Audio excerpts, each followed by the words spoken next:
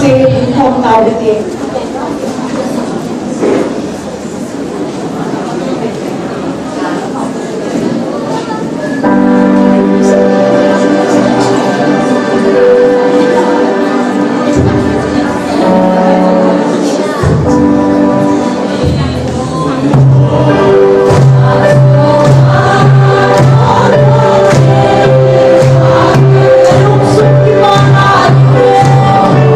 Ghiền Mì Gõ để không bỏ lỡ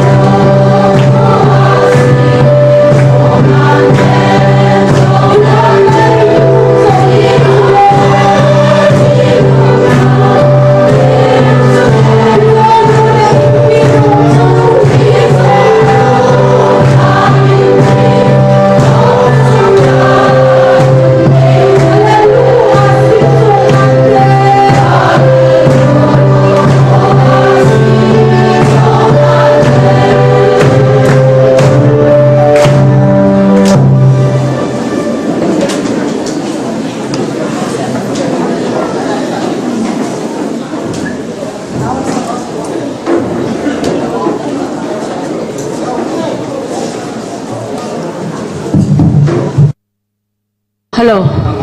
Hallelujah. Amen. Pathenin phat pha damna epikin win tuni hapta khat sunga dingani kho chai na pen ta te ho pathen lung se na zala tuni azong hagaw me ti kong ti ding le pathen ei tu pe na umra taw khom thei dinga jong mi za damna to him kal sung du thei ta zevin ama sa pen pen ei pau pathen thang wa na pe hute tuni ko hi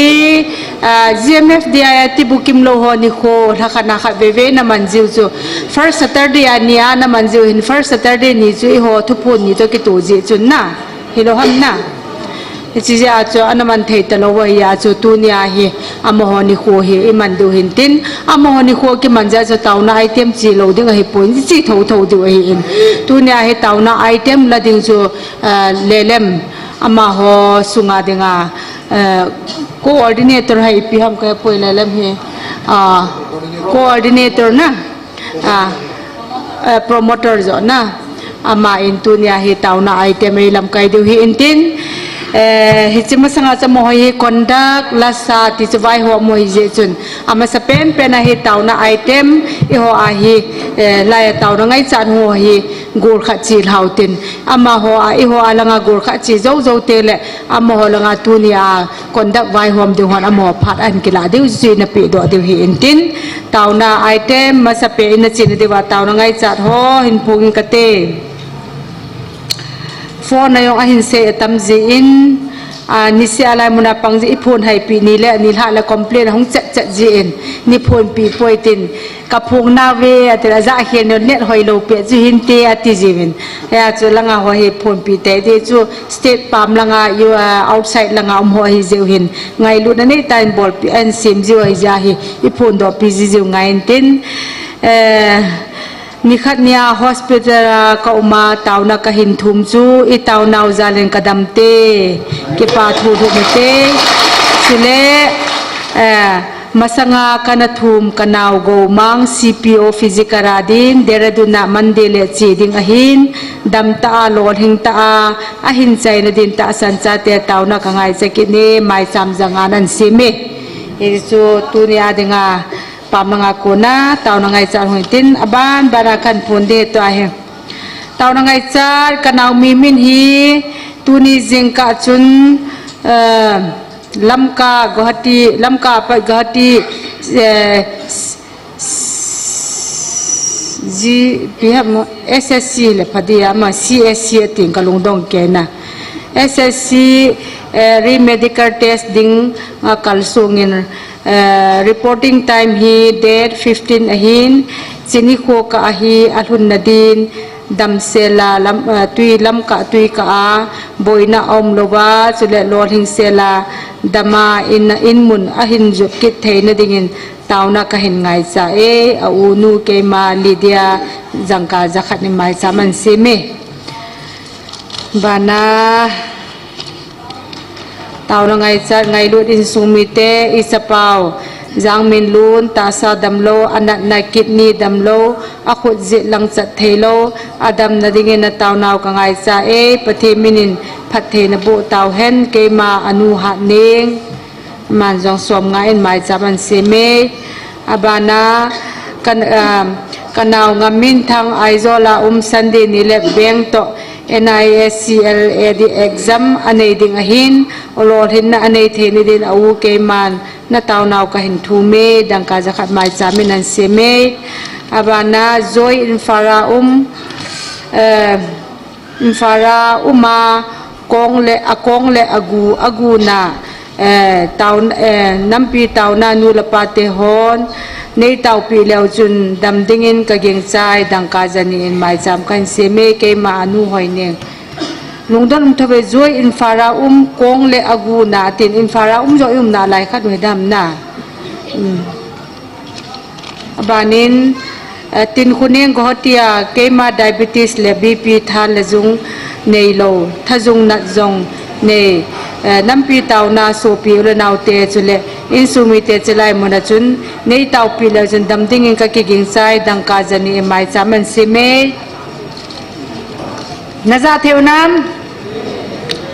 katupa satkai ka kam sung zo si atol ha in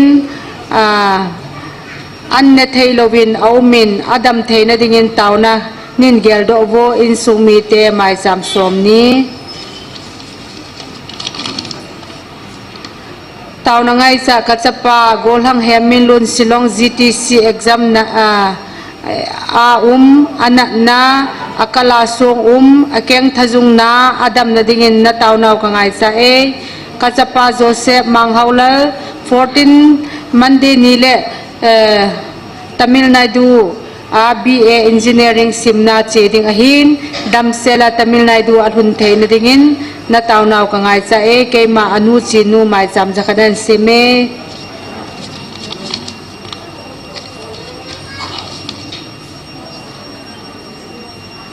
mi sun ngai ching athin le agilpi ana in tauna ngai chat mai cham jakat abana mistress dong jamuan vai phe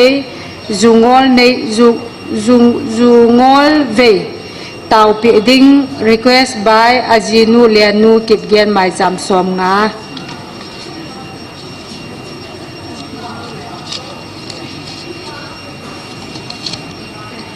nu niang khowa headquarter veng kho thachau diabetes thajung na pakai ko ma nei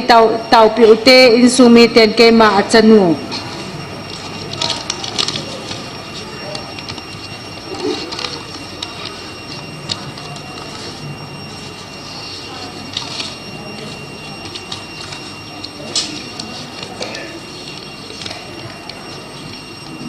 upa helun operation ke bolna dam theng thei lo dam hau ke bolna hama dam theng thei lo adam theng ringen mai cham jakhan an semuwe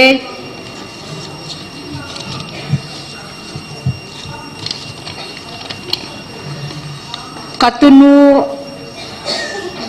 amasa adam lo na mai cham kana semchu dam theng na anei na ke pa na mai cham nu hoi kholam aban le pa zangam cycle achup le alung chang boy dam theng then dinga taw na ngai cha nu neng khuwa chu kasim ta nampia ta san ka chan khom pi ho na taw naw ka ngai cha ta sa dam lo de nai nia paning kadam mo na chu a hi le kalung awain ka tha beijin nei taw pi leo chun daming ka te ti ka ta sane ke ma he hing tui bong community hall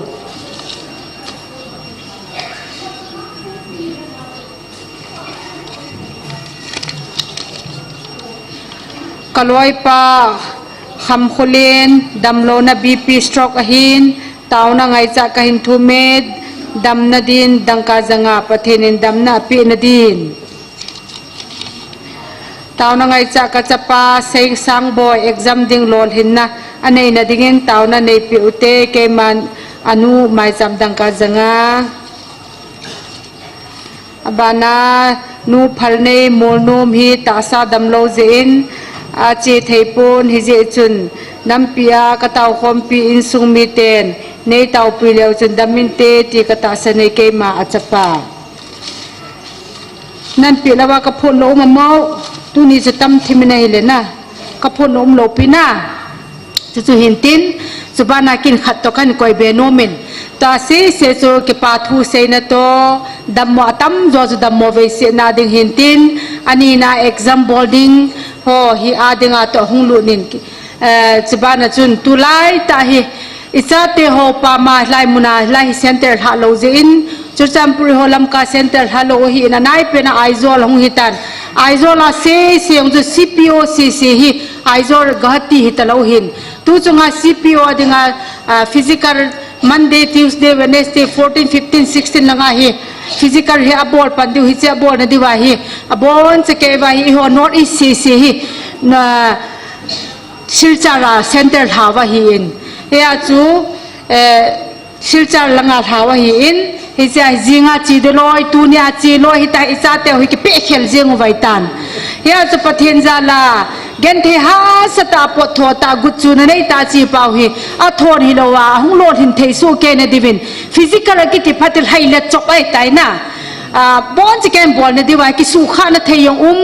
อาคนอาแกงกิสุบอลนะเทียงมาฮิเจหินตัวนั้นไอ้จ่าที่เขาจ่าดิ่งเทรนนิ่งกิจูน่าอักลส่งดิ่งหัวเจ้าเสียดิ่งหินบอนอาทางเปียดิ่งไล่มุนเอาเต่านั่งไอ้จ่าหัวตัวหินเต่ากบเลี้ยวหินก็ได้จ่าก็ได้เสียอินเฮียจุนหลอดหินตายจุนปะกายจุนไล่มุนาอัตตาสันโลหัวไอ้ตินไล่อยู่เฮียจุนเดเสนินไล่มุนาปะกายโอจาตาสันจ่าเตหิประเทศนินอากิเวทนะคะตู้จงอากิเวทนะคะจงไอ้ก้อยปีแต่แล้วที่ก็ได้ขัดเอามินไอ้จอตาสันโลหันจงอาจารย์เตหัวกูนะจงโอ้ไล่ปากไก่ทุเสดีตาฮิโอไอ้ตาสันโหจงอาจารย์เตวจงผัดเทกบูเทตีปาฮิตู้นี่หินทุ่งไตตีฮิไอ้เฮียตัวนี้หินตู้นินจ่าได้หินเต่านะมังหัวตะกตีโนเมอาเจจูไอ้หัวฮิไอ้ฮิเจนักกิโกโลว่าลิจะโลเตฮิวินนะไอ้จูตู้หินบอนจะแกเองสินะทุยเราพิจารณาทำขัดติดเองสินะลุดกี่คนฮิจงแล้วปะไก่ทุเสจกำเต็บว่าแล้วก็พัดเทบุนะกับสุราจนนั่นลุดคมดูเห็นว่าก็พัดเทน่าจะเห็นเด็ดติดสุราตัวยังพัดเทน่ะป่าโอ้จะเลยจะหลัวจงเห็นเห็นมันละกิมุทัยแล้วก็ตีในยอมมินจะฮิจงแล้วกูกิโจจ่าเตะอาจิฮอโจเสจ่าเตะฮอลอดเห็นนั่นในเทนดีบาตัวเนี่ยเฮกิสุขานะคนสุเกียงสุในมันจำเล่าเฮล่ะตัวเนี่ยนี่ควาจงฮีกิโกนาวการีไอโซลาปนาซิลจารองจูนี่ทุ่มเกอจดกิดดีวะเห็นอาจุจ้าจงฮีบอยในมันจำเล่าเฮล่ะพัดเกจ้าให้ละจบหัวอันโซวาเก็บปาตาอินละมหงกิเลเทสุเก็บให้ไล่มุนายเก็บปาทุยเสยเทนดิวินตัวนี้อินไล่มุจ้าเตหัวดิ่งตาวนั่นมังอุเตติสุเห็นตินอิเสยตะบังเวลาตัวนี้ตาวนั่งไงจ้าองค์พงเจ้าเสกันพงเจ้าเสียดิ่งโตเก็บปาทุเสยนะโตตัวนี้คาวสิลิงอุมาฮิอินโดยละไงตัวเก็บปานายตันอิสายอมิตัมตาสงเกลละไงสุกุนุสงเกลละไงคนน่ะบาสอาตุนการริซามาหงวินหงว่าจะไล่คาวสิลิงมุนาปังไว้ตันหงน่าเห็นโลดหิงตาปากายกูนักเฮ็ดเจนดีตาในเทนดีมินจงคาวสิลร์หัวหินอากิทอปีหัวหินเมมเบอร์ปังโจเสียงปะทินฮอปีนัจันสูเกวโลดหิงตาตุนีโปรแกรมใจฮิเทนดีจ้าโตบอนจ้าวตาวนะมังอุตินตาวใจนะในปีดิวินปาสลัมจาอินมิโจเสียเทดิงาตาวใจนะเห็นในดินเตนะตาวเต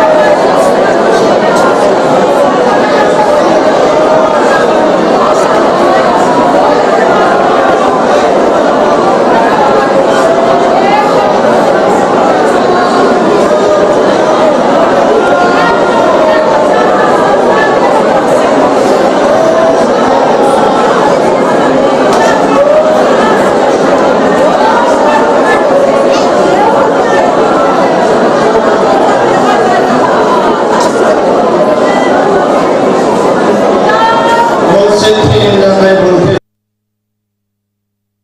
Kakipawe pakai tuniku canggein kamau ni puya.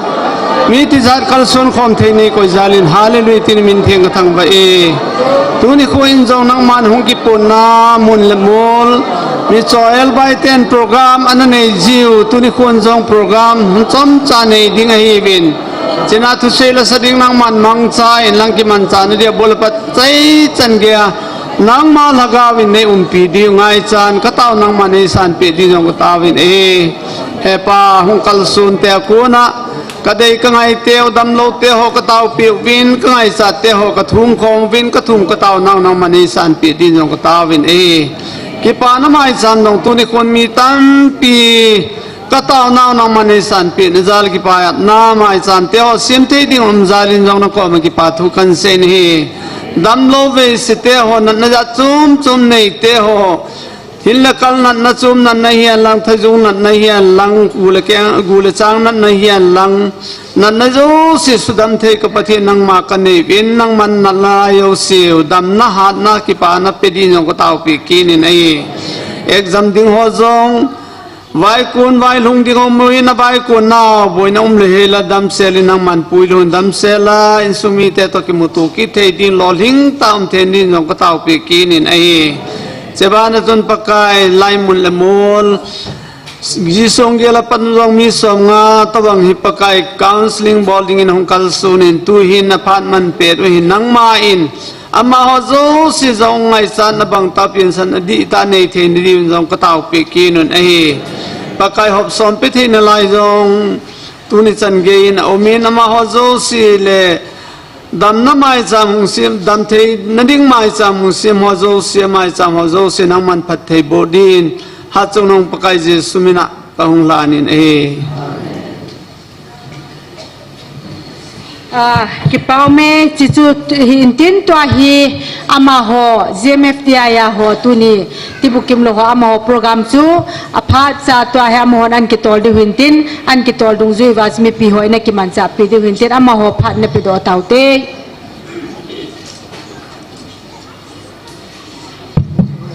sukit jong le khat ka ase no min tu ni ala sanum bible sang sim num ho cho ida mo le jing le mande ni la ngai ina sawa ina sim du hitantin ama ho adinga pha ipe do de hi je chuni hon lana anala da tauti tio ja kan he sa hinte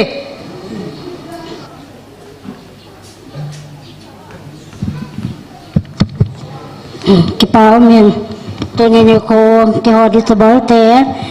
ka tao ko naw nam pi adinga ni ko kanaman na ji ho to ni ko jong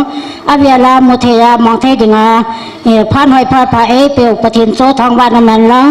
so le ni pi im khom pi ho zo sio tanga jong ka ngai lu na le ka ki pa na salam ka hin bole le to ni tu sun pha na program kan sim la masanin bible chang khat hin semeng ka te sam number som tham la thom chang som nan mi som la thom apakayo pathi na pakayo kha nam mi te cho anon no moi pakajin ago lo dia alhan do mi te cho anon no moi pathin to thing isim naw ibom chawaring pathin na tan pathe bo pitawen program kondeng hin lading chale ke ma ni tu jam ka hitan program abana na sa charu itin ani na chale wa chale sadim pa ku ku ble aloi no phat ana piu itin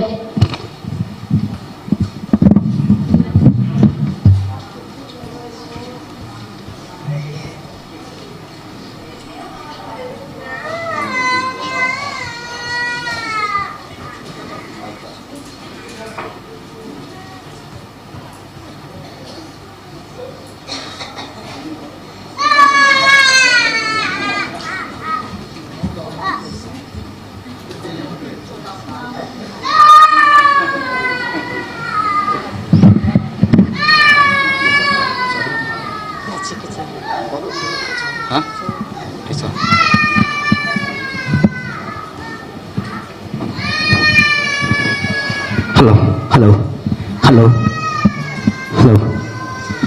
Pakaya phai Pak Josen Hallelujah Thiên thằng bạn mình năng cái bảo mê tu nhỉ làm cái tiêu hoa cô nên cái gì dòng phát hành cái to lên cái những prasadingin hít gì ngồi bên cái những là thiên hít dòng lên các xã nông gì thôi chứ là các sân nông gia là họ các đình độ các đình không thể gì lâu hết tôi nên xưa làm cái tiêu hoa nữa bài in sẽ đứng ra cái những kháng xã không thì hiện tin tâm thu tâm tạ sẽ trở lên bắt cái vợ sự nó đình lấy ra iman này hi dòng lên thì hi bắt cái vợ sự nó cảnh xã đình hình tê hello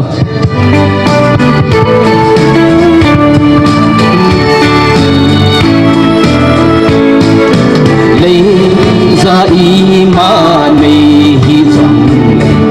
Giêsu cao na hi lấy xin na lâu hi dòng lên Christa ra lâu cái hi Hallelujah lâu thì bên bên ca hậu na Giêsu ahi ca lung buồn na ca kita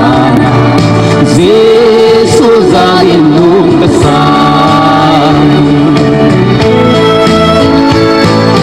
lung kham na nei lo ka hi po Giêsu ca lung buồn na ha sam na nei lo bang dòng Giêsu ra cái hậu sa Hallelujah lâu thì bên bên ca hậu na Giêsu ahi ca lung buồn na ca kita na Giêsu ra đến lung besar lấy xin namu si dòng lên do linh dòng lên và na Giêsu mel kamu ki lu ya ki kalen Hallelujah lâu thì bên bên ca hậu na Giêsu ahi ca lung buồn na ca kita na Giêsu ra đến lung besar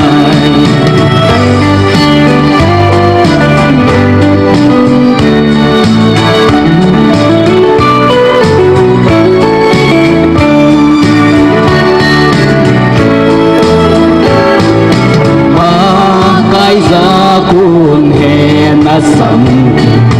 ka si na ka ho na ka lo hin na ka ga zo na pa kai ka na hi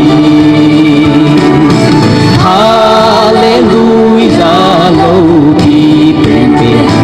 ka ho na Giêsu ahi ka lung buồn na ka kita na Giêsu ra đến lung besar Hallelujah lâu thì bên bên ca hậu na Giêsu ahi ka lung buồn na ka kita na Giêsu ra đến lung besar Patinin pategu bitahan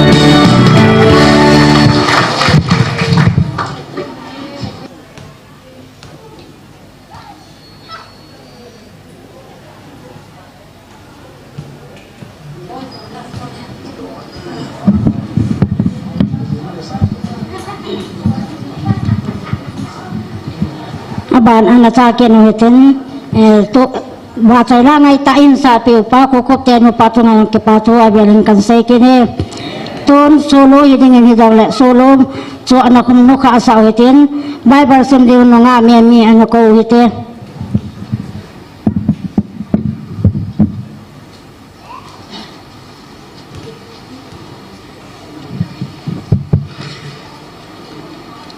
เพราะว่าบุญทุมจังขณะประจังลีจันจังขัดกัจจปากะเฮลในฮิสุมิลิเฮลินกะทปิจังสีเฮนลุงทิมากิจินจิงินจังนี้อาจิจุจิกะเฮลนะฮอหินนะหินนิคัวตัมสะเท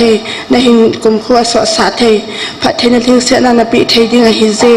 จังทุมตะสันนุมนะเลนะกิตะนะสุทาโซฮิเฮลินเฮจิเตนีโซคิบุยออนเกออนลังอบอนจานนะลุงทิมะนะลุงจังอะจุนเลขะเจมกิจิโลบังอินจิโลนินจังลีจุเตละปะเทละมีหิมิมูดิงาลุงให้นะอุมามินพานะมูดิงอะฮีปะเทลาปินะจังตาเห็น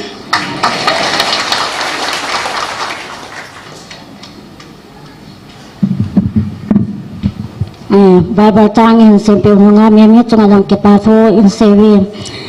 to na bana na chalo heten solo gigin bi anako hete pachen bambo na tang punya pa ni kilo tay to hi gigin in la hin sa sunga hi amoho zemif de ai dinga amoho ni ho hito kilhana offering in ne pi de hena hechidinga chu offering dong ding ho ready sa na mumitin to ai gigin in lan sa sunga offering in ne de he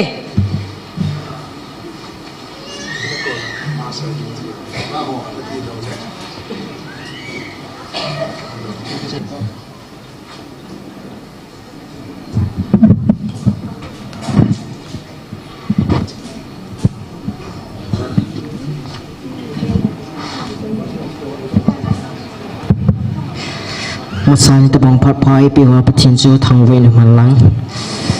cái màn cần xả độ để chơi là lấy xịt thua cái kia lại để cần xả đi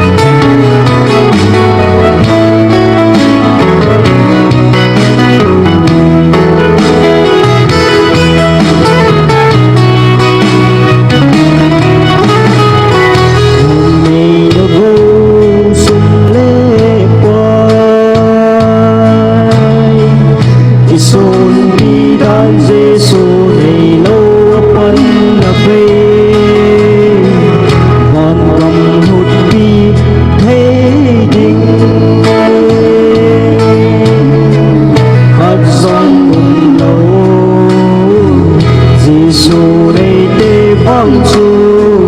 tôn số lại kỳ qua gì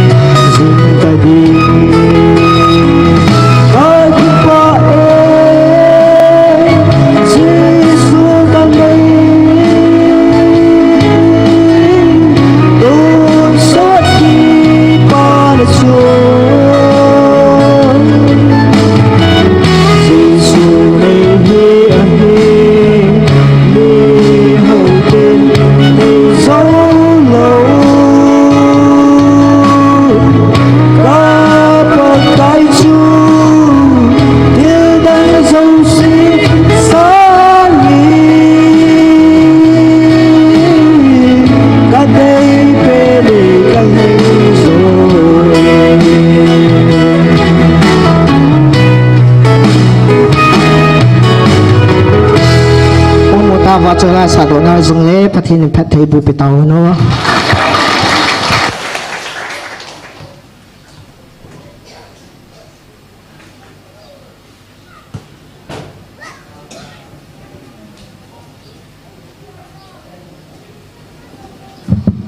và trời lo ngày tại hiện sạp những cái chúng ta cái patui xây viên tôn bana cái tụi mình xây đến pa hukum alfa ma anak kau itu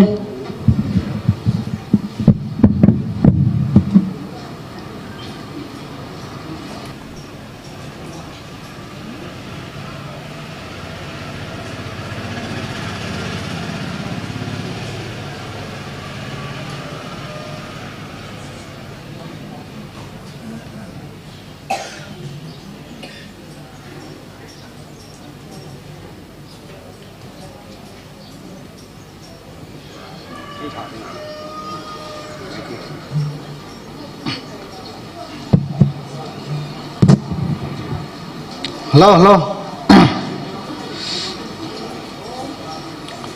Pakai pai. Pak Joseph. Pak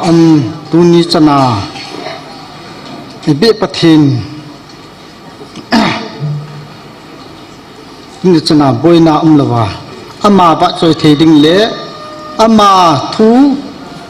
Ngai Theding Le. Sule. Ama thế đi ngà himuna đam nai pui pau amma sapenin thangbai nam masa hen pa dam tunin ke ka sei no mi e machadang hipon testimony neu khat ka sei no min khat pia ka sei hin lem le evangelist nu koma kan sei hin selaya ding ding a jong kilom lo ta san mel vet ding a jong vet lam lo ta kahina chutunin kapung do no min hi supite ho maslain kana mu thilain nop in zulesa to kiche mahin ku mangkhat kana hin pathinu sin 2012 chilai chun thing hawa nga pa paulam kiti pakhat pa paulam kiti evangelist ama hunga pa te kem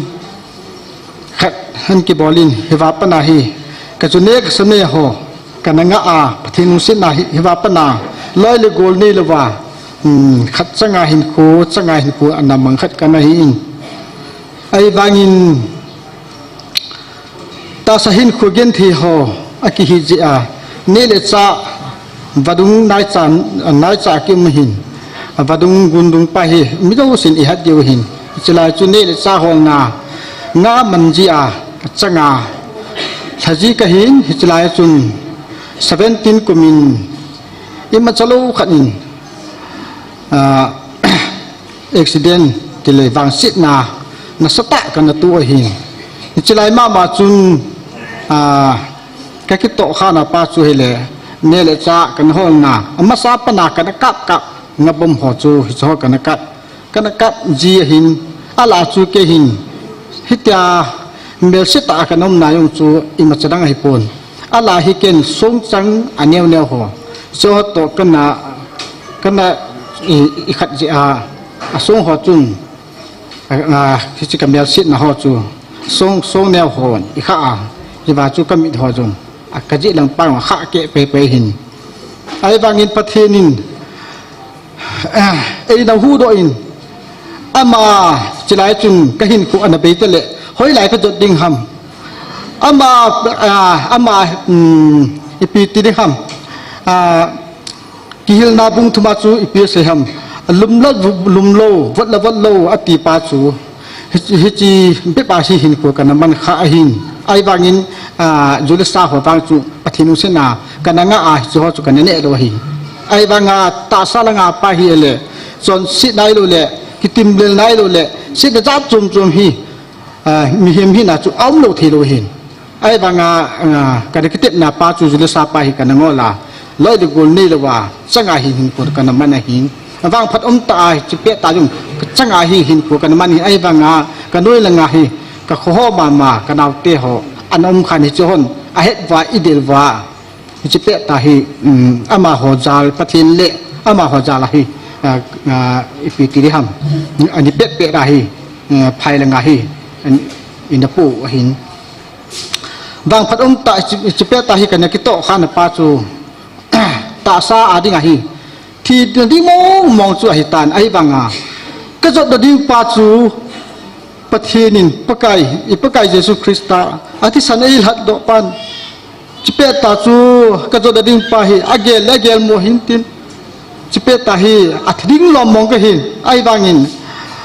athisa chiba chu athisa ahin kai ro pa chu hu hin pu hi ama chung hi ba chu in hu do lo le ka thi pe ding hi tan igel mong le thi da ding khop set mong hin jingka pungup le ake lang hi ka kisu ka to kha na ka accident na pa chu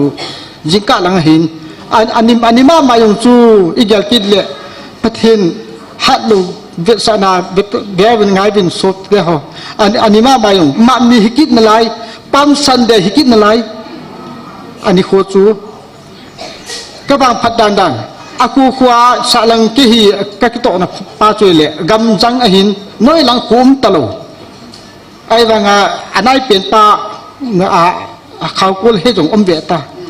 ami jo histla lang khau kul noi lang khau kul ma khau kong khai noi lang khau kul pa chu chi noi lang pe chu ka ki to su khana pa chu ama ha jong ma ni pam san de hinia a hi ji a chu kul ma na po do lo anom kha hi wa chu ka pathian le ami pi za la hi ei pui wa a pe ra pung li le a ke pung nga king jep wa hi in phaya hi kana nun a hin chipa ta chu ras medicine chila chu ei lut wa ka ve lang pa hi kamit sang ka ve lang pa hi le im cha tikit lo so ai wanga tu la hi ipi ti ding ham ada tol ho a phat lo ti di bham ai lo le pi se yu tam ka so pi hono ihu do jo talo na kamit sang ka ve lang pa yong hi akal do ta chu la chi pe ta chu na hi lo cancel ho ima cha ja ase phat wa ka so pi te hon ai pi la ama ahina hin po ko la phai jing tia kamit sang ka ve lang pa hi in kal do pi he da tol ho tu a hi akat pan pina pathin le akat lu sit na zala niko sung kan oma ani som nya chikan pot do chu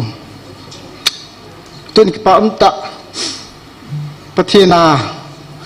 ama dinga mi mit buding ni ta samel kamel sit pa chu kan si ro hin chule pathina ka pi ro na chu tu ni hi bible chang ni kan ka sei no min ke ho din mun nim cha jacob bung khana chu psm ti le din mun nim cha ni so pi chu choi sang om je chun ki pa hen ti khat de ta chang ko chang som nga chu ai wanga pathin i choi sang ke ti nai le na ke ho din mun nim cha ho jum aka pathin thu ka sei nom bin ipi ngai se lo ding ham ni khat ni le so pi te ho in ba sang wa i thi nung te ngule thu pi ki tan ni le nang jong ke jong isu tu chi ding chuni teng le na hi lo na imacha im om tolowa Matthew bung sam ni lo ba jong Matthew bung som chang sam ni lo ba ipi sem pakai sun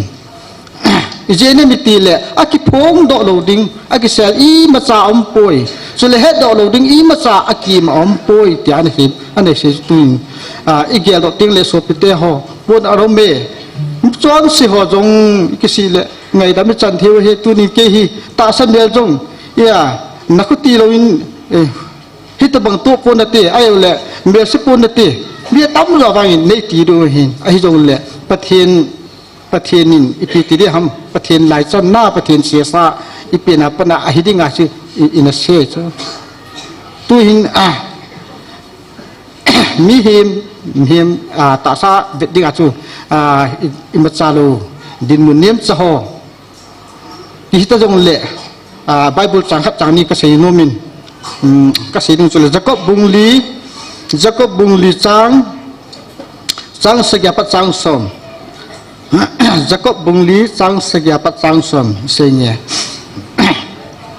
nang ho pathin hinga kipilu nun diabol wang le thun chutile na kom ba kunin zaman tante pathin kom na jun chutile ama na hokom hung nai ding a hi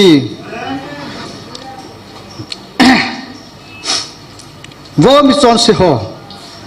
na khut su thengun chule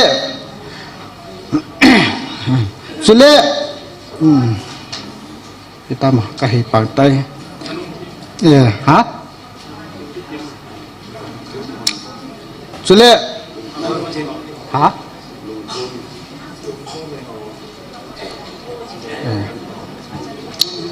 chule lungthoi nei hon na lungu su thengun kisi un lung hemun chule kapun na nui chu kana chule niki pa nau chu lung kham na so hem pakai min mun ki sune mun chutile ama na choi sang ding lai hi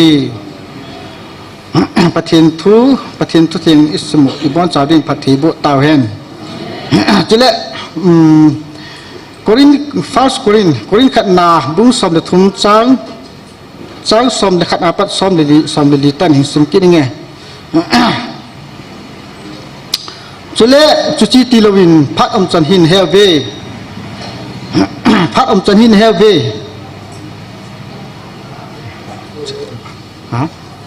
om chan hin helve aje chu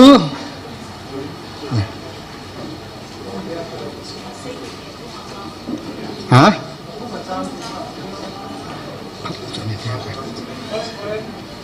bung touch screen bung som de thum chang som le khat apana som le di wrong korin ka ti kha sorry hả tu hin na hoding in imunako na ka pha tai aje chu ei hol ita santi lo sang chung tu hin iso cha na ding anai tai jana so jo chi tai suna hunai tai hi chi chun khaje muthim to pai hau tin khowa abanin ke bo nuite suna bangin hai tai no mu hite june mat chon le zukhama am lowin hu le zon than hoi ne lowin ikina na le ki thang sit na behelin om hite pakai Yesus Krista ki von zo bun na phe phat na dingu ta salam ngai chat su bul hit ding imacha go hi un chule episa bungu sang sawapat som legit chan hing kin kate lagau pathin galbat chingsa ki banding suna nisun sim kin kate achai na ken supite pakaya chule athat athilbol thina chun han diabol lung thimgilo tin cheng masanga da din zo theina dingun pathin galban chingsen ki bonun aje chu ei ho ta saphele thi santo ki bon hi pove pi pu ho to ta thuni ha to hi chi banun muthim bai pu ho to chi ban mun ho ha gau gilo eng si ho to ki bon zo hi ve hi je chun ni kho phalo nia na le thu zo na ding le Izakai nabi kipsu kezva nadin det thina dingun pathin gawan chingsen panun hitichun thutain kong ki gaun chon panaum pho ki aun chule got sa chamna ki pa na thupa kel chut ki sebin dingun chuchang chunga chun ta salung panun agilo pathal pimbe kong tabang ho zo se na submi zo na dingun chule hu hingnal hu chu ki laun thagau chemjam panun hichu pathin thu a hi taw na zo se le thum na tin tang to thon ai mati chanin thagawin taw jingun hichin na ding chun mi thieng te zo se dingin thum na zo to thon hicha chun kiging jingun pathirin ibon chabadin phathi bo taw hen se thilu ka hin ka se ki san ke se khe se bal om le pathin le mi pin ni ngai dam vu ka ki phat san chui tan te ka ki pa e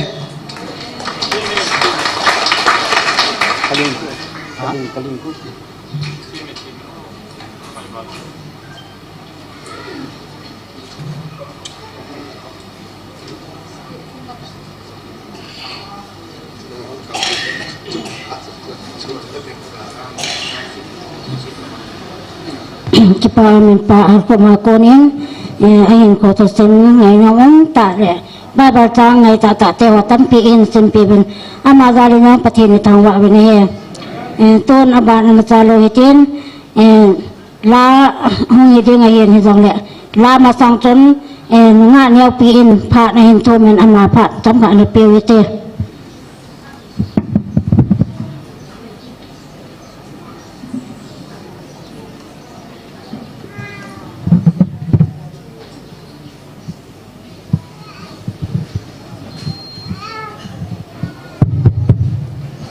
Pipite hadosi bon saven sunpa. Hallelujah. Amen. Kipamen minumi pate ho ahin ngagul ho ahin chapa ho ahin bon sawa chunga kipatu kahin seyem loi te ho kitupi danyau sa chani himpi veka kipayem admi to ho musu kelaban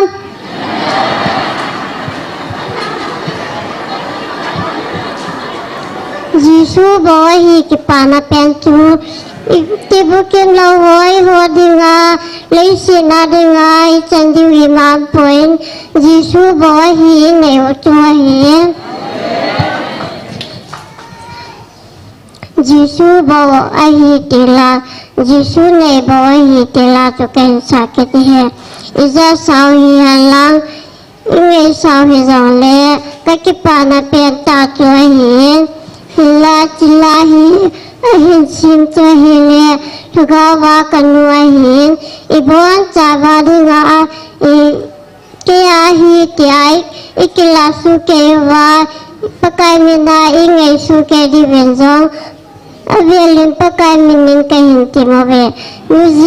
musician are you ready start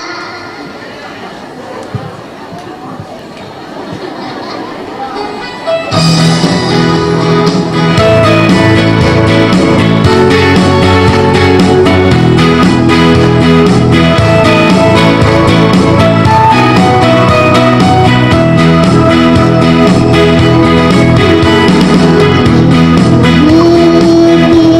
subscribe cho kênh Ghiền Mì Gõ để không bỏ lỡ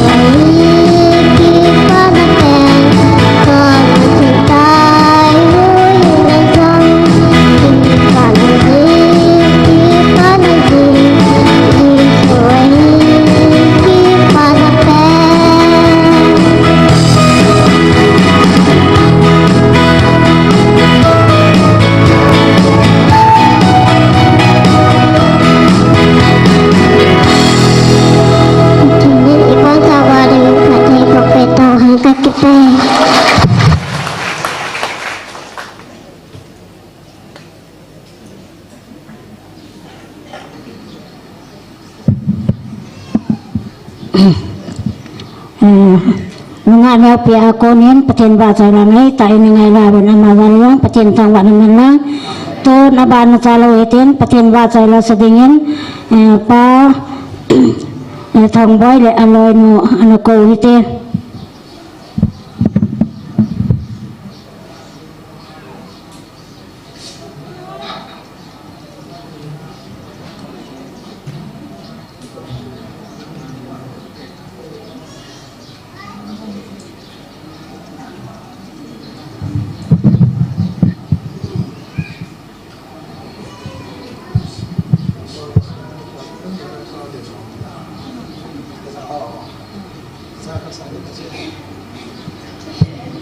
Kaloi padam lau je chung ken ka changin sa jing nge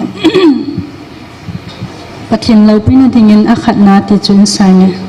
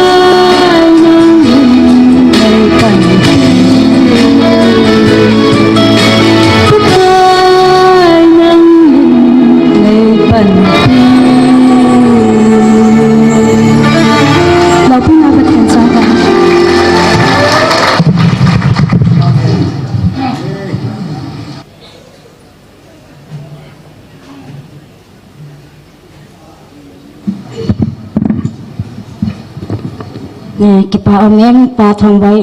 loin ma konen paten wa chai ra ngai ta insa pi jiwen ama chung jong kipa thui seven to hi bana hi thupi ong hi ngai tan thupi pa i ong sei ding pa i ko ma sang oven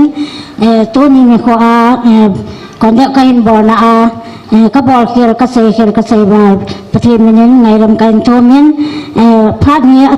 tai thupi sei pan a zo chan ya man an kra ding ngai ta ja cho ama sa pe na ngai ram kain thome ka bol khir ram nai ngai ram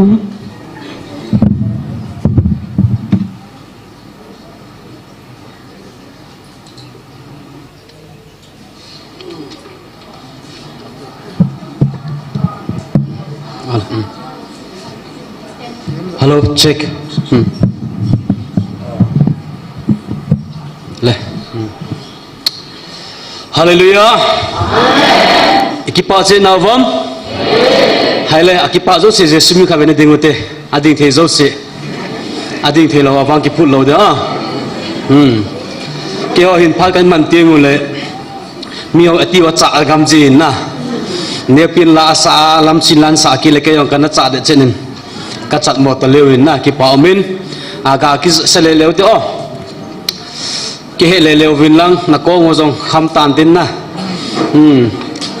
ga ki su thamu wo ki chom num te ki chop phala he o he nge ne ke gu pe le lewin lang ito ki diu tam le ha to ki taw te le hi chika chu them sakhat mila sapet na tao namang imuzong le na ina nga the ding wang ki bole he hege tu ni hi ki pamin oepi phat mang dinga anaki go chu hi in ahin la counseling poi mo je chun nang phat namang tan tin kanaki ho thata vin ke ka hong din dinga hi in oepi oepun thu sei lengai no momin ke ka thu sei hi angai mo ji na thu sei thiam lo ka hi in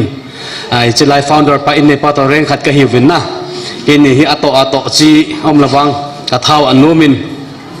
ngaria hai do hoi ka that nop lo mo hi na asei lang sanga he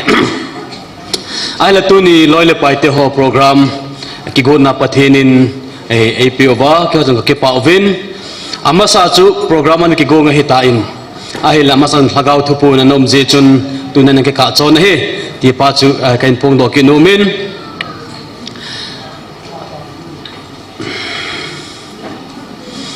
ki pa me pung ka khat bang phat kan ne lai na an ke no hi win lang no mai ki man cha ding he taw na jong ni ve in ei ding he report them chakhat ga bol ma saing katin tu hafta pa chun ke le chala in nei pu founder pa hi disable ho ama ho holin ka gai lai le le win na sangai kot lang ka chi ma sawin ti chun chi mul vom jang ka pha wa hin hi te chu disable supi ulanau tampa hi chalai mun anna zakhalo hung nuam hung theilo ai lo le ain ko ten ina kuno anna pot sa lo na mi pag sel ka mu do kinovin hi che ho chu hi chalai mun a ke ma denga ka te mo hi in chute le singa langa ka chi kinovin singa area jong ka fang kinovin ai le mi pag sel ka mu do kinovin mi kha chu kalung sit be sevin anu la pa na tong lai chu lo wa kun chang la hi win na chang at na hi win ka ko sa ovin ka nga do ovin so pa ka ki thuma ka ki pu ta so in nei pa to chapang kum som na se kum som le get a upa hin chapang ching thei ta kha na hin a keng lang ya buin a ching be sen tu jing kan ka thoma ina da ki ta ina na jam lo ki ta in a ji chi pi mi ti la ma hi a in su wa hi anu la pan na to u pa ta mai kham na thea boya isa boya hi ta chu ana ta ina na po do to lo na ipipinani am kata ka dole bol the jo si ka bol the hitai ti lawang sang mong mong chapang kum som na se gi mi adenga chana phana so kisim pathe dem te anu la pa to kaung ki ba kaung ki pol ha je ngoi ai le ni khana omin tu ni counseling a pansa din ni ha lang le mi mama chop pi ding ka lung ge lo wa jing ka tho wa devotion na ding ka ho le ki mutalo apa ka phone le singa lang na hung kit man hitai pung se gi dona chana hitabang chain tawna nik ha kop ding he sule tuni ai sibana chun adang akichi na lain to hung kichi be na lai ding a hin na hi chelai mun hin tipokim lo disabled member khat aume hunguvin nei tiu chang la ke hoi ready ka hi ve che ho chuna na sei num lo jang kan ka sei na vin katin che chu mi omu jang la nei sei pi ovin lang na ho area na ho gam kaya na hi chelai mun ai pui khom diu pathian thu hil diu i pen tha sa dingu chu e ho target ministry in aki thil tup a hi chu mi pi ne ke se do ki no min he ole tu ni hin tawna iman masangovin bible chang khat ni ka sei do no min chu teng le tawna iman dingu hin a bible chang sim daw din thun se tho jeng utin na gospel zone bung som ni lekhat chang som lenga akuna som le ko chan chon na veleu chun pakai jesu christa to sejui peter ki holim na ahin athupi achun mi kang te paw ki sele do you love me na ngai lu na hichi ho sanga hin ke ne ngai lu em ti jesu christian peter na do na pa chu ahin ngai lu na thun chom cha ka seno min ahe hagau thu pu ni ngai sinule na khala kha ke ngai lu vin ngai lu na tai lo ni ma cha tong do po vin te ti chu athupi ahin tu san ge ngai lu na i bible pumpi simo jala ngai lu na thu bo hi in na e ho pawa chun ngai lu na lungsi na ti bina ki chai jeng in ai la hichilai bible cha hi iga sima hi chun pakai jesu christa hin ngai lu na aza pa he gil la gila hin bible chun translation love na love ti chu akizang zenga hi in ahin la athubula me ta hi chun hichilai mun hin do you agapo na ti nakizanga hin greek te ho hin ngai lu na kampau hi thu chang chum chum ane ne yovin pakhana he thil chum chum au ase na ngai lu na hi achi chum chum au mi vin na ahin la e ho hin ngai lu na ga ti vin ai lo la lung sit na ti na ki chai jing in a hi greek achun eros timina a romantic love ahin chu nu pa ki ngai lu na nunga go hlang ki ngai lu na pa chu kilung sit na pa chu eros ativin chuteng le storge ti kedim chete le family love nu la pa cha la na te ki ngai lu na min ahin la loi la pai go la pa ki ngai lu na chule filio kiti na te le agape ti teng la pathin ngai lu na mo hi chelai hong ki sanga hin chelo jang chun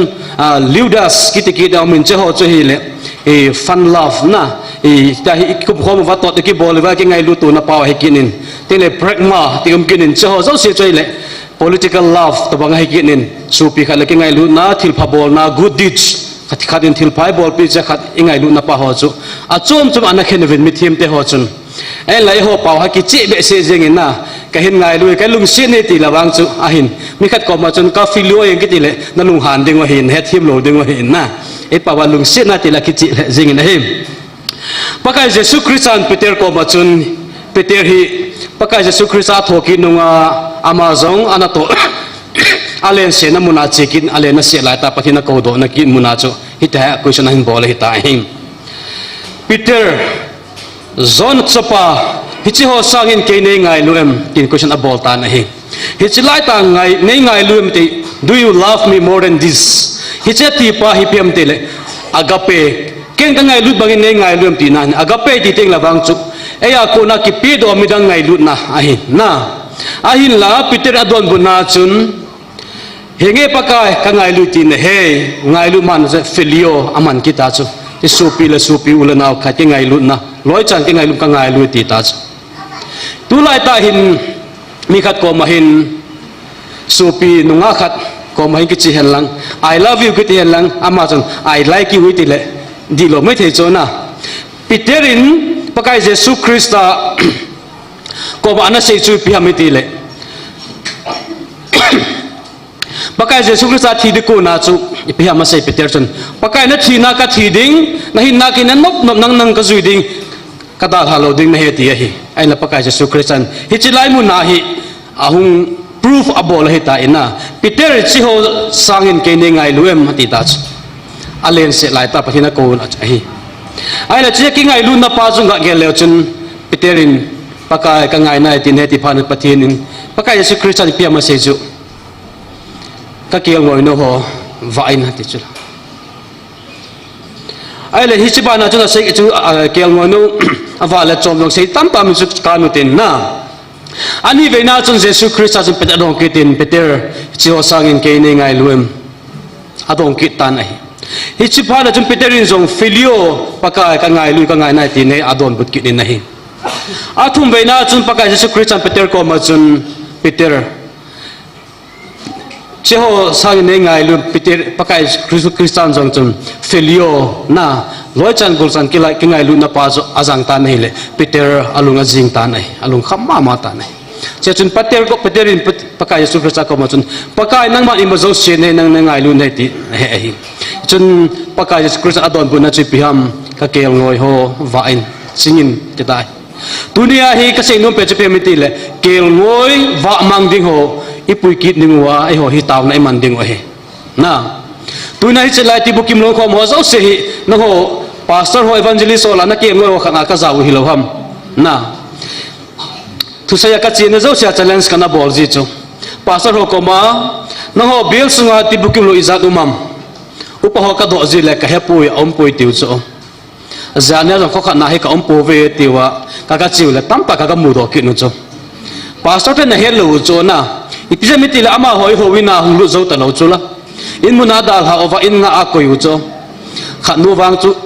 abang la lowa ai pui jivin adang wang chu khoi ma mang ka chi ji pui tile nunga hoi ta khatna khomulo khatnum chu ina ima zo si bola da la khatnum tin hung ki pui de ka tila in ko te kilo na la na la chun ho do de ka ti kin hin te bang chu hin tunai ke ngoi chin di tam tai ne vin na ama sa pe na chun ke ngoi no watin noi tui nên là lại ho chapang cha thagao chapang ho ase na che ho chu ven ne di pi na ti pakai just Peter ko ma cha na ani na chu keng ho tent na chin de ti ta chu pathinin Peter ko ma hi mo po na len ta na pi hi na keng ho chin di tu nai ho ne keng ho chin de ho hi awa mang izat tam izat e puilu ding tam ti igel ding o he chu te la hi chalai muna apathum na se pa cham de keng ho va in ichin diu ne di pi diu iwa ding hi lo ham na ikel ngoi ho hi ta sal haga wa ahon ipi uwa ine sa uwa nung hai se lai ko uwa wangam ni ko tingai ko dung hi lo ham hi chiki ngai lu na pa hi tunia hi ho bung mi te ho hi hen lang pastor evangelist hi hen lang ibon sa wai su ke yuve pathinin nang ma na ki ngai lu bangin na in vek te ngai lu na ti tunia hi ko yam in veng teu chu in sa in hang pa chu ko yam ingai lu ding tunin jong challenge ka sei no min na hi nidagin jong challenge kana bol jin pastor evangelist ko ma jong ka sei jin hobunga ka che na zo sia ka sei hin e ho hi evangelistic mission gp ho hi vin na lagao mangding ho ingai kho ingai lu vin gms bok in evin missionary fund in evin gam tim gama email hello imu pha lo ho na kol le ba ho ding itawin thisoi ni tawin bu aningo lo vin sum tam tai to jivin ki pa amit haga mang thai jong iman na ve na pathian ai puilu na ve ai le to ken ka gel kho pen chi piham ka in sunga ka in sa ka in thanga pa thaga mang thai ding gel kho lowa mit a kamu te bila ka zate ho gel kho lowa kamu lo ka hello ingai kho la wang chu ibol khel kha du hi ka ki cha na he ei lang asunga hom sa kiuma gamdanga len ta thom ga ne jong chu adi pending hinam ti hi tumi tu sungai ki gel tha dun ka deji na che ka sei je tunin ka so pite ho tha ta be hi chingai lu na pa hi e ho ki ngai lu bong wa mi da ngai lu dingo hi tunia hin na masangoi bola ka din the ham pakai Jesus Krista hu hing na kana chan ki pa na thu pha ken jong kan nei pa chu ka su pi kha din nei te hen lang kha bein ke ya ko ne ama hon jong ki pa na nei leu te tunia na sa hung ding the bo ka hi ke jong na hi le ina ka ma nop ta kanu le pa to sa ka ne a va se na kom the chula hi zong le hi chu hi lo patuna ka ngai lu na pa Krista ngai lu na pa ka nei zia chu ken jong ka su pi kha ben nei te le hi ki pa na ka chan pai mi jong an sang leu te ki jong kal sung ka hi na cha chu ge ho Christian ging tu den e bol bi mong wa he sorry tunin ka su pi te ho apoi mo pen chu haga mang thai ding ingai lu ding wa he tinga chu toi taw nai man ding wa he na chininga chu na pa khana chun disable iti ho e midanga chun differently able jong iti vin I love big they chum ho say na vin I la government and disability certificate APA hi je chun disabled jong so ken so kaman jing na la hi na khat aki je chun tune hin November date 5 akuna 10 ki ka hi kem ki nei ding ai na hi chi kem adinga chu mi ki hol hin na jong min hin te pi ding wa hin na chila chu pastor pa ana sei ta in fan i ma chamlo lagaw thu poi umnia chun sum tem sakat idol kho movin na hi chung ki mang chading a hin toy kang pu pilango hung ding garini alaule sing thum sing li be di ta zo na ila kho mu chi za dhiam wang ki hello chu so pa la hlin lo jong ki hello me te ken wang ke hi na am dan pa chu up down na chi ni dingu lam ka atui don diu ane thei diu hung ngai kit sanga lama sanga ko langa gari solding ka pui le le ding gari reserve ding en cha hi kit cho na ka se ni expenditure tam ding a he cho jo chu pathian ni ngai tu nan de nai je ho jere pathian a he na zo na lunga pathian na to le cheni chu le ken chi ke ji khat na tin nang pu thei le most welcome na anei pan lakhat nang po jong le most welcome anei lo pan chek chong tu jong le most welcome ki bang so ke hin pathian nai to khom ding wa hin na ina chun tunia hi supi disable ho thaga mang thai tam ta mu ve kaga mu do ahin na ke awale chi le ka hin na hon chi mu chan nang ge lo me theu hin lampi na ga mu le lungsit am 20 wa chek som na pi wa na dal haw le ki chai ta chu eni chu ki bol thei lo chu la itila ki hum dem itila ki pa sa thei dem ton sot hin na lampi ki pulu them chu ke ho target hi zia chu ki dal thei ji lo chu na amuna ki ho lim jia chu ma ho counseling ki bol malama ki ho lima anula pa convince ki bol go ama convince ki bola ke man hung de tila atop la henge ti ma chu ki moda ha num ki ji lo na lai chu na ya ji visit tama jong mun tama jong ki chi man ji lo wa hin hi che tu ne ka su pu taw na dinga ka de pen chu hi le hi chi like game November date 5 akuna 10 ki ka hi disable tam ta pathina hu hina tha ne dengon tawutin na members dong ke ho mizani expect minimum ke expect go chu mizani ting be okay avot ka don lo dis okay thank you thank mizani ting ho he ke hon expect ka bol wa hin na chitinga chunna pan nei la pi ding wa he adang nga ding taw pure tu chunga hin disable ho cookie zo cha te sunga in tam ta amovin khamne thea ki che momovin nisane omovin ina amo ko iwa bol hello zewa anula pan ku wa evila za chep de pi wa ta ava ajengu tam ta om na la hiwin na hi bo se chu ama lama ki sa sia king gel se king ai sia depression ne ya anake khali num za na lai cho mi kha zong chu amuthe pa felta khana hi in aloni to ke khenovin anake khai li goin ake khai le thiman lo dep za khun na ana hu do manovin ai la wang set am tai tun a khu ima cha mu tapui ami da thim tai zan nya cho ai no ka pha hi na ama cho counseling ta ngai hin abilai ma cha lu lo cho alung ta na lai na chi ho chu tu nai le ho ni taw pi ding hin na tu hin hi chi ke ma pathin buthing sela ip ni sponsor na sumla pa ya hila ne la cha ai boilo na ding thingla mawai boilo na ding chila asers di ho volunteers di ho ahin camp speaker di ho ahin adia thaga mong thai ding camp par hong zaw di ho ding tawute na hi camp lo ding in khabe mong tuin tawutin taw chai na chu pastor thang devin ai nei pi in tin na na chuna ai sorry pastor Pablo ka se na zo ka ko ma da ka hai ai hi ama hin na chai na e ball pin tin tu hin i bon cha hi se ke ma ding in tawute hi taw namang tawte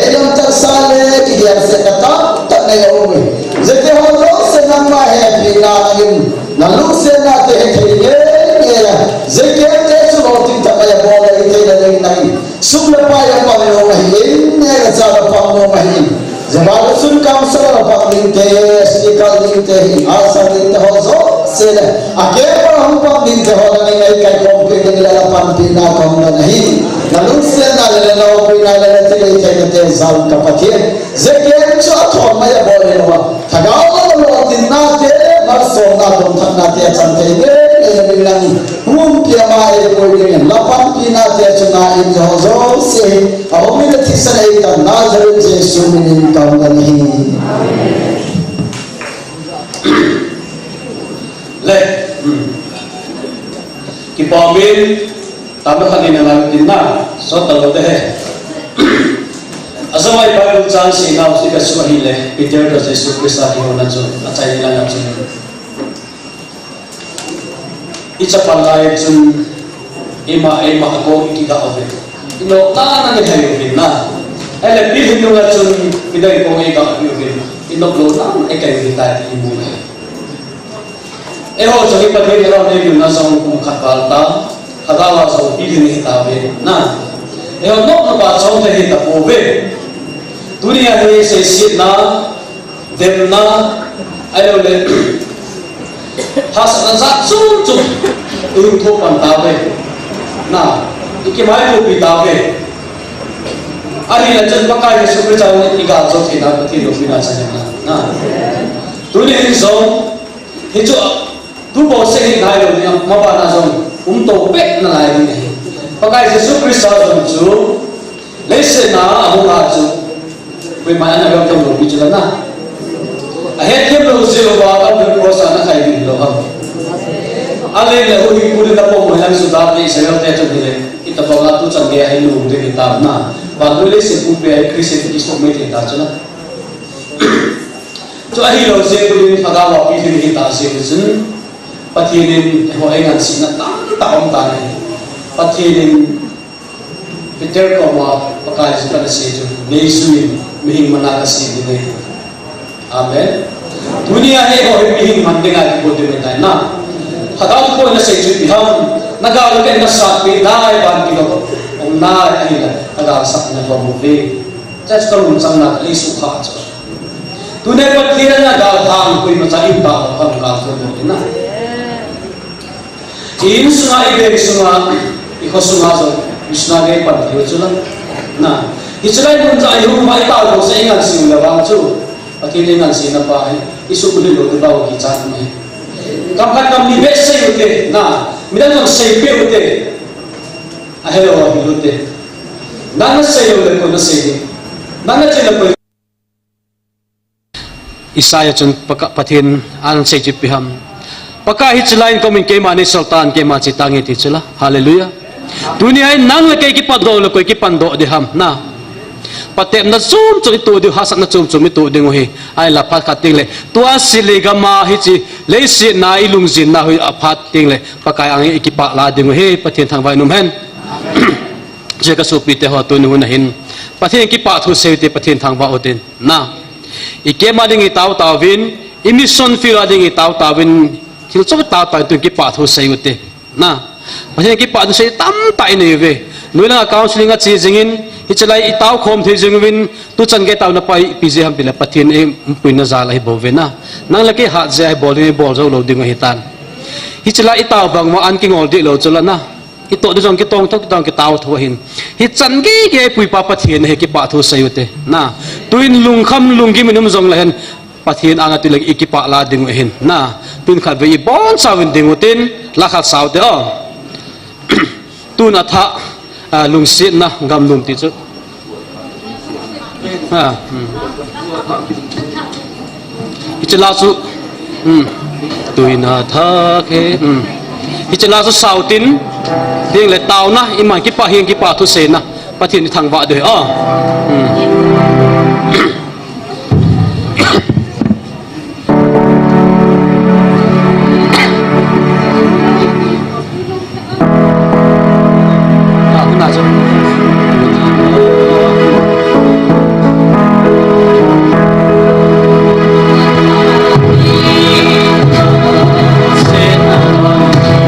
Kapagay mulaw pi Kipana pa sa namtui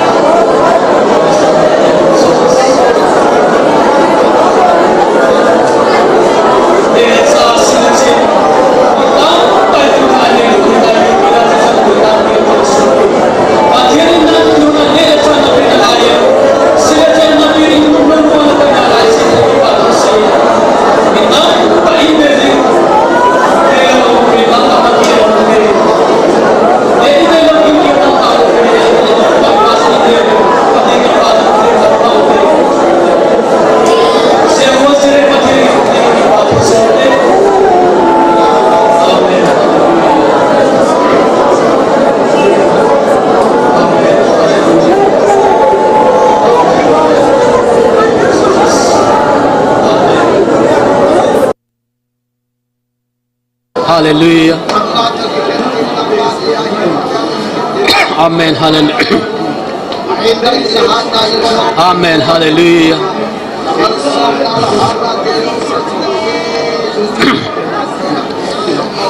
Tu sana igal meeting event pe pakai pathin he ki pathu seising na laite pathin hagau thing in yum piwin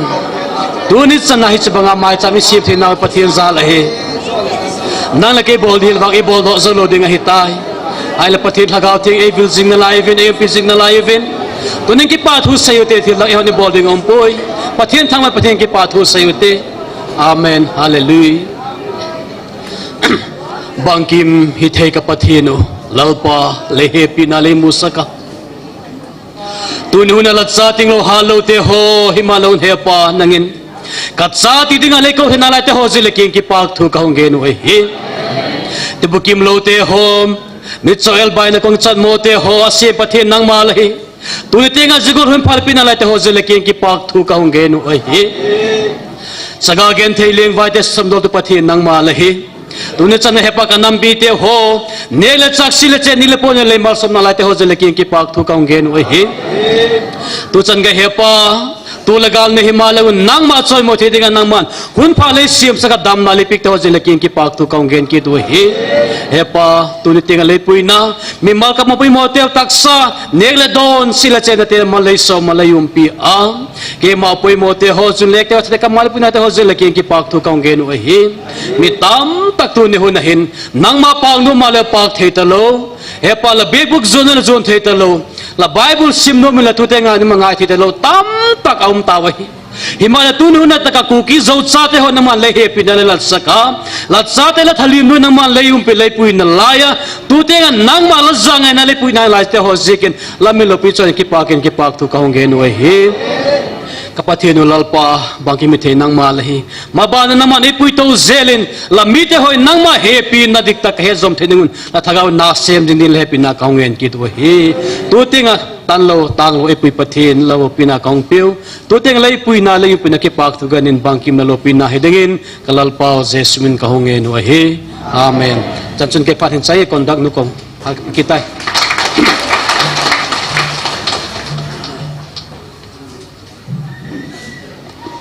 Anomena